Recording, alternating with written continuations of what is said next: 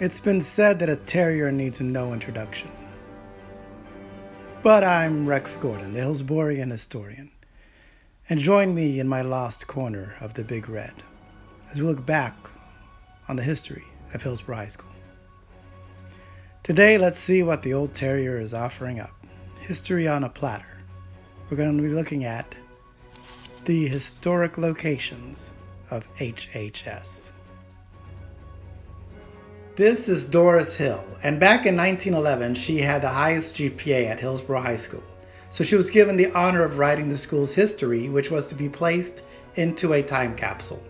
Her detail is extremely accurate, and historians till this day rely on it when looking at the history of HHS.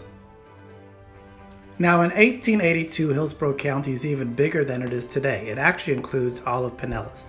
But downtown Tampa looks like this. And if you can count everybody, it's got a population of under 1,000. However, a man named Henry Plant arrives and states that he's going to build hotels and railroads. And if that sounds like the Monopoly guy, that's pretty much who he is. But his system, known as the Plant System, will connect Tampa to other cities, and growth is going to follow.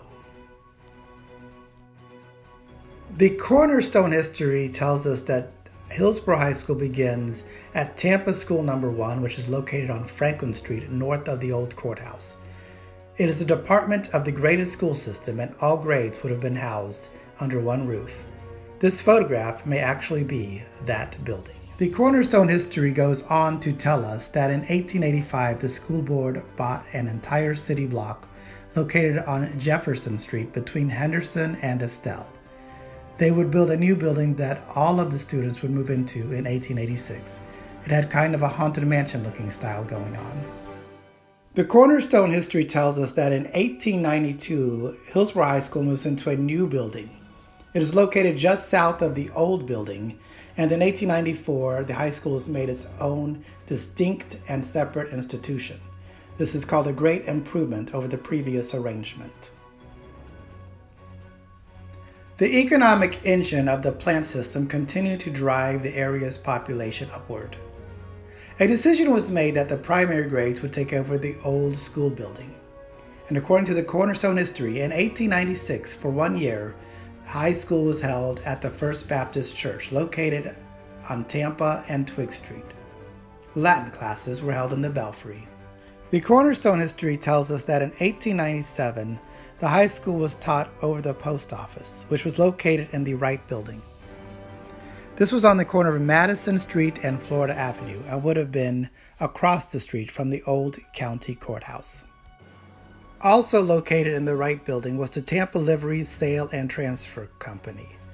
This is why often you might hear people say that Hillsborough High School started in a horse stable. But make no mistake, this is more like a rental car of the era. And they did undertaking on the side. Also on the bottom floor of the Wright Building was the printing press of the Tampa Daily Times. The offices of the Tampa Times were upstairs, next to the high school students. And this would prove to be important, because the history of the world, the United States, Tampa, and Hillsborough High School were about to intersect. The explosion of the Maine in Havana Harbor meant that yellow journalism and the Spanish-American War were in full force. From the balcony of the Wright Building, the students could see the minarets of the Plant Hotel, and all of the officers would be planning there for a war that would create the U.S. Empire. While all this was going on, the construction of the Sacred Heart Catholic Church was also going on across the street. Students would sit on large granite blocks and watch the soldiers gamble as they waited to go to war. It was an exciting era, and the impact of yellow journalism led to the beginning of what would become the Red and Black newspaper. After the war, the Toronto cadets came to visit Tampa, where the American Empire was born. While they were here, it actually snowed. The Toronto cadets were kind enough to sing a song to the glory of Hillsborough High. The cornerstone history tells us that in 1900, a new building was erected on the corner of Jefferson and Estelle Street. This building was 2 stories and consisted of an assembly hall, 6 large rooms, several small rooms, and an office. there was ample room for the number of pupils enrolled at that time. This building would serve as the home of Hillsborough County High School for approximately 1 decade. This is where the cornerstone history comes into play.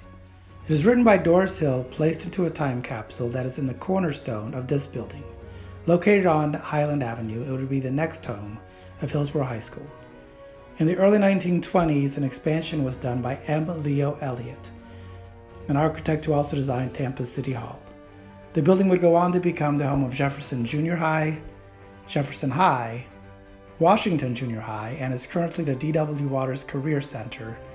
There is a plaque out front noting that this was once the home of Hillsborough County High School.